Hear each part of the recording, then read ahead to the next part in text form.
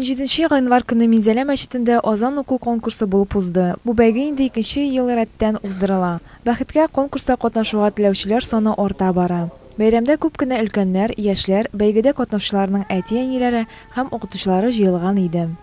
Узган елга бәйгедә безнең авылдан 3 бала катнашып, алар инде 1нче, 2нче, 3нче урыннар алганнар иде. Быел бәйгедә 6 бала катнаша. Алар инде күпчелеге әйтергә үз теләкләре белән Аллаһ Тааланың шакыруына кушылып киләләр. Иншалла, балаларыбызны шушылай дини, ислами таләпләрендә тәрбия кылсак, инде алдагы көннәрдә безнең балалар арасында тәртип бузып йөрүче, ата-аналарны әйтүче, хезмәт тәртибе бузучы, өйдә тавыш капкары куптарып йөрүче балалар булмас дип инанабыз. Бәйрәмнең максаты Аллаһның йорты өлкән кешеләр өчен генә түгел, теләгән һәрбер кеше өчен ачык икәнен күрсәтү. Конкурста 8 авыл һәм Минзәлә шәһәреннән 31 кеше катнашты. Бәйге 2 номинациядә уздырылды.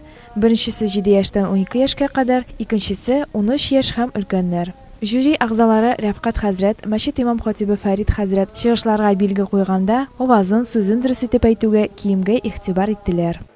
Бу бәйгедә катнашу күрергә кайбер балаларда, кайбер авылларда дәресләр үткәрелә, ләкин бәлки алар уйлар безнең генә авылда, Минзәлдә без генә укыйбыз дип, абылай очрашалар, инде дусларын да таба алалар. Шунысы игътибарга лаек, бәйгедә катнашучылар төгәл итеп мәзиннең хәрәкәтләрен кабатладылар. Учларын колакларына китереп, Каба ягына карап азан укыдылар. Аллаһу акбар.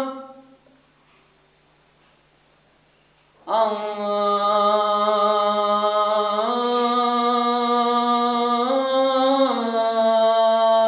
акбар. Аллаһу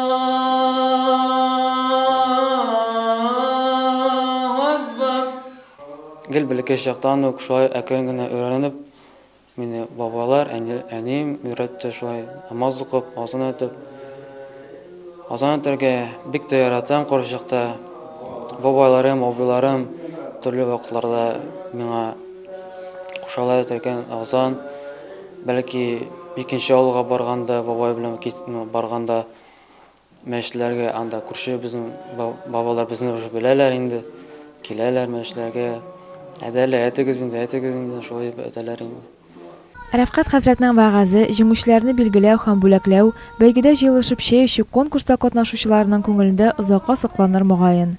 7 яшьтән 12 яшькә кадәр азан уку номинациясендә Дәүктән Алмаз Сәйдгәрәев һәм 13 яшьтән алрак номинациядә Орыстан Лина Шахразиев җиңүчеләр дип билгеләнде. Илсияр Хәйретдинова, Марат Хәмидуллин, Минзәлә телевидениесе өчен.